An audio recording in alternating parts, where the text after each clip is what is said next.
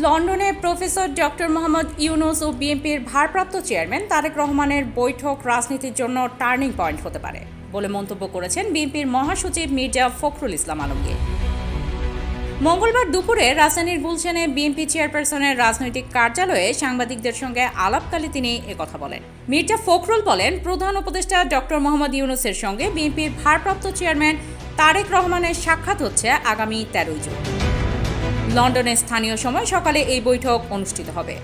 সকাল 9টা থেকে বেলা 11টা পর্যন্ত 2 ঘণ্টাব্যাপী এই বৈঠক অনুষ্ঠিত হবে। বিএনপির মহাসচিব বলেন, সাক্ষাৎকে স্থায়ী কমিটির পক্ষ থেকে স্বাগত জানানো হয়েছে। প্রত্যাশা করছি যে এটা বাংলাদেশের যে রাজনৈতিক সংকটগুলো আছে তা কাটিয়ে উঠতে পারে।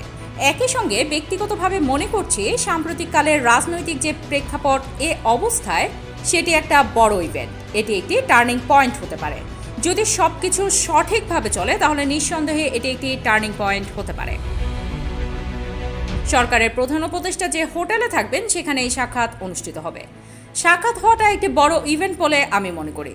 মেজর পলিটিক্যাল ইভেন্ট, অনেক সমস্যার সমাধান হয়ে যেতে পারে, অনেক কিছু সহজ হতে পারে, নতুন ডাইমেনশনের সৃষ্টি হতে পারে।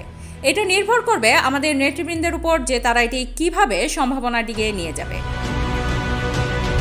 মির্জা ফখরুল আরও বলেন, বিএনপি বিপ্লবী দল নয়, নির্বাচনের মাধ্যমে ক্ষমতায় যেতে চায়। যে কোনো সময় ভোটের প্রস্তুতির জন্য প্রস্তুত বিএনপি।